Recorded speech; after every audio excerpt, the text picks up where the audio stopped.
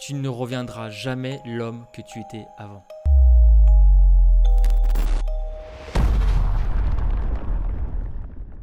Je sais, ça paraît brutal, c'est la chose la plus dure à entendre quand on rentre d'une mission ou quand on a vécu un trauma. On nous parle de deuil, quand on perd un proche, ça c'est sûr, ça fait mal, mais personne ne te prévient quand il faut faire le deuil de toi-même. Celui de l'avant l'accident, celui de l'avant l'OPEX, avant l'intervention, celui qui se croyait invincible. Cet homme ou femme, là, n'existe plus. Et tant que tu essaies de le faire revivre de force, tu restes complètement bloqué dans la souffrance. Alors je vais te raconter un peu mon parcours. Moi j'ai traversé toutes les étapes sans le savoir. Je pensais devenir fou à la fin. D'abord, le déni. Pendant 10 ans, je me disais, c'est bon, ça va aller, je suis solide, c'est juste un passage à vide. Je remettais mon armure, même s'il était fissuré de partout, je mentais aux autres, et surtout à moi-même, et sans le savoir. Donc je continuais chaque jour à me mentir. Et ensuite, il y a eu cette colère, que tu dois forcément connaître si tu regardes cette vidéo. Cette colère, cette haine, cette rage qu'on a au fond là. Pourquoi moi? Pourquoi les autres s'en sortent, pas moi?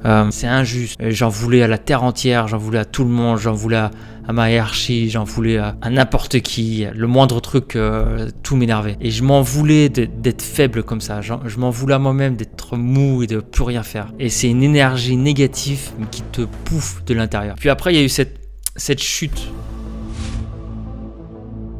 La tristesse. Là, le moment où tu réalises que l'ancien toi ne reviendra pas. T'es au fond, tu touches le fond, tu es vraiment dans le mal.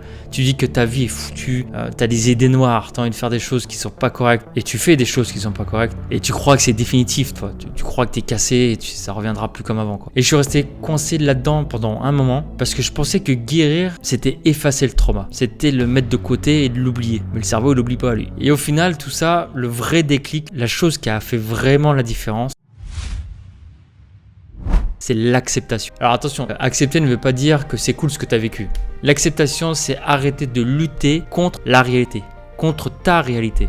Toi, je prends un exemple, un vase. Prends un vase, tu le casses. Il se brise. Tu peux passer ta vie à essayer de le recoller pour qu'il soit exactement comme avant. Toi, tu passes du temps avec, tu es là avec de la colle et puis tu veux qu'il ressemble comme avant. Tu te rends bien compte que ça ne marchera jamais. Tu peux passer autant de temps que tu veux, il y aura toujours un défaut, toujours une fissure. Ou alors, tu peux prendre les morceaux et en faire une mosaïque. C'est différent, c'est une autre forme, c'est une autre façon de voir, mais c'est solide et ça a sa propre beauté. C'est autre chose de ce que tu peux penser. Toi, aujourd'hui, je suis plus le gars de 20 ans, inconscient, à fond. Là, aujourd'hui, maintenant, j'ai des cicatrices. Je suis plus vigilant, mais je suis plus conscient, plus humain et j'arrête de courir après mon fantôme. J'ai compris qui j'étais, je sais ce qui me dérange, je sais ce qui me fait mal, je sais ce qui me bouffe de l'énergie et du coup j'arrête de courir. Faire le deuil de son passé, ce n'est pas l'oublier, c'est justement lui donner sa juste place. C'est derrière toi, plus devant toi. Alors maintenant j'ai une question à te poser, comme chaque vidéo j'aime bien te poser des questions pour te faire réfléchir et te faire avancer. Mais avant ça, n'oublie pas de mettre un like, de t'abonner et de partager la vidéo si ça peut aider quelqu'un. Et tout dépend quand tu vas regarder la vidéo.